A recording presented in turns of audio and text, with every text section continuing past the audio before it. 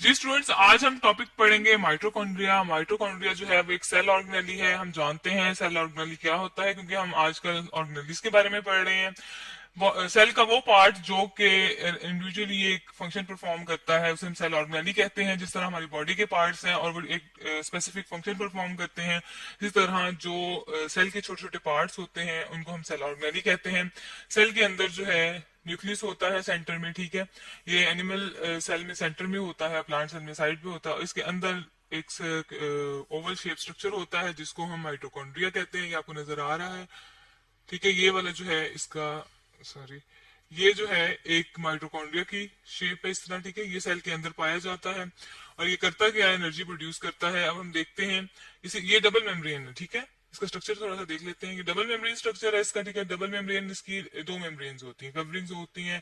और मेम्ब्रेन क्या करती है, सेल की हिफाजत करती है और उसके कुछ हिफाजत के अलावा कुछ फंक्शंस हैं जो कि परफॉर्म करती है। फर्स्ट ऑफ ऑल हम इसका स्ट्रक्चर देख लेते हैं। मैं आपको एक डायग्राम दिखाती हूँ जिसके अंदर इसका स्ट्रक्चर आपको बिल्कुल क्लियर हो जाएगा कि सेल के अंदर ये कहाँ प्रेजेंट है और ये कैसे काम करता है। ये हमारे पास एक सेल ऑर्गेनेली है जो कि है माइटोकॉन्ड्रिया, जिसे हम आज डिस्कस कर रहे हैं। और इसका जो स्ट्रक्चर आपको सारा नजर आ रहा है, इसकी कुछ पार्ट्स हैं, हम उनको वन बाय वन देख लेते हैं, ठीक है। मैं यहाँ आपको लेबल भी कर देती हूँ। फर्स्ट ऑफ ऑल हम देखेंगे आउटर मेम्ब्रेन को, जो उसकी बाहर कवरिंग होती है, ठीक है। ये बाहर वाली कवरिंग जो है इसको हम वन लिख लेते हैं, ठीक है। सेकंड नंबर पे हमारे पास इनर मेम्ब्रेन आ जाती है, ये वाली इनर मेम्ब्रेन है, ठीक है। और ये हमारे पास थर्ड पे इसके पास हमारे पास क्रिस्टी आ जाती है, ठीक है। फोर्थ पार्ट इसका जो होता है इंटर मेम्ब्रेन स्पेसिस होती हैं। और डीएनए और राइबोसोम इसका यूनिक करैक्टर है, हम इसको यहाँ लिख लेते हैं, ठीक है।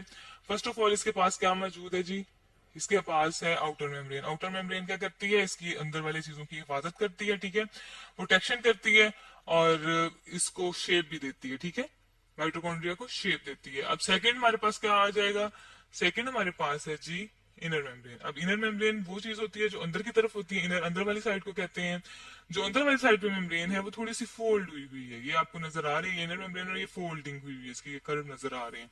इसके बाद इसका जो फोर्थ सॉरी थर्ड पार्ट है वो है, हमने लिखा हुआ है वहां भी लेबल किया हुआ है क्रिस्टी, ठीक है।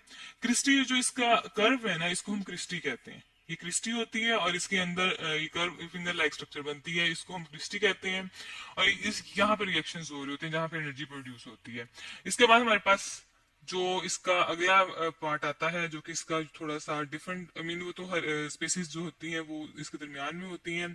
उससे ये बस ये है कि इंटर मेम्ब्रेन स्पेसिस जो होती है, बस बाहर वाली और अंदर वाली जो मेम्ब्रेन है उसके दरमियान थोड़ा सा फासला होता है, उसको हम कहते हैं। इससे ये होता है कि वो अलग अलग होती हैं, आपस में मर्ज हुई नहीं होती। तो इंटर मेम्ब्रेन स्पेस है, ठीक है। ये आपको नजर आ रही है, ये दो मेम्ब्रेन के दरमियान में खाली जगह है, स्पेस खाली जगह को कहते हैं।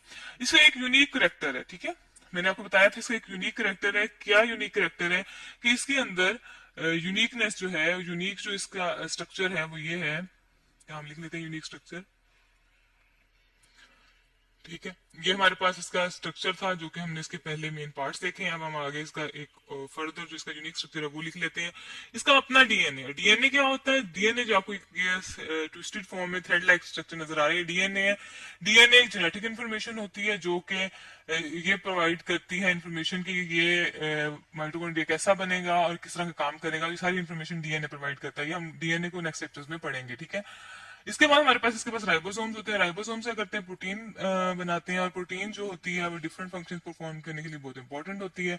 तो इसका मतलब है कि माइटोकॉन्ड्रिया सेल के अंदर भी डिवाइड करके बहुत सारे माइटोकॉन्ड्रिया बना सकते हैं। ये इसका यूनिक करेक्टर है। अब हम इसका फंक्शन देखते हैं। जी स्टूडेंट, सारी बात है, एक चीज का एक स्ट्रक्चर है वो सेल के अंदर प्रेजेंट है, एक इंडिपेंडेंट ऑर्गेनेली है, हर ऑर्गेनेली इंडिपेंडेंट फंक्शन परफॉर्म करता है, अलग से अपना अपना एक काम करता है। इस तरह इसका भी एक फंक्शन है, इसको हम एनर्जी प्रोडक्शन का इसका काम है, ठीक है जी। इसको हम पावर हाउस कहते हैं एनर्जी प्रोडक्शन की वजह से, ठीक है। एनर्जी प्रोडक्शन करता है इसलिए इसको हम पावर हाउस भी कहते हैं। पावर हाउस कौन सी जगह होती है, जहां पर एनर्जी प्रोड्यूस की जाती है, ठीक है। इसको हम यहाँ लिख लेते हैं ब्रैकेट में, पावर हाउस भी इसको हम इसमें नाम देते हैं, ठीक है। जहां पर एनर्जी प्रोड्यूस की जाती है और एनर्जी जो है वो काम करने के लिए बहुत जरूरी होती है। तमाम ऑर्गेनिज्म और तमाम सेल जो है एनर्जी इस्तेमाल करके अपने फंक्शंस परफॉर्म करते हैं। जो इसके अंदर रिएक्शन हो रहा होता है उसे हम एरोबिक एरोबिक रेस्पिरेशन कहते हैं, ठीक है, जिसकी वजह से हमारे पास एनर्जी आती है।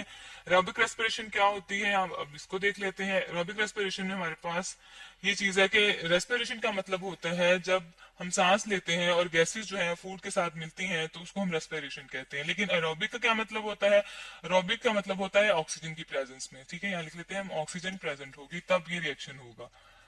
और रेस्पिरेशन आपको मैंने बताया कि जो ऑक्सीजन या कोई भी ऑक्सीजन जो है, सॉरी, जब ऑक्सीजन जो है वो जाके फूड के साथ मिलेगी तो वो एरोबिक रेस्पिरेशन होगी। जो ऑक्सीजन की मौजूदगी में होगी उसको हम कहते हैं एरोबिक रेस्पिरेशन। फूड के साथ मिलेगी और रिएक्शन करके हमें क्या प्रोड्यूस करके देगी, एनर्जी देगी, ठीक है। तो ये एनर्जी किस लिए इस्तेमाल होगी, तमाम ऑर्गेनिज्म, तमाम जानदार काम करने के लिए जो एनर्जी लेते हैं वो फूड से लेते हैं। और फूड जो है वो एक किस तरह डाइजेस्ट होती है एरोबिक रेस्पिरेशन के थ्रू, वो हमें एनर्जी प्रोवाइड करती है। और ये सारा प्रोसेस कहाँ हो रहा होता है, ये सारा प्रोसेस माइटोकॉन्ड्रिया में हो रहा होता है, जैसा कि हमने उसका स्ट्रक्चर भी देखा है और अब हमने उसका फंक्शन भी पढ़ लिया है।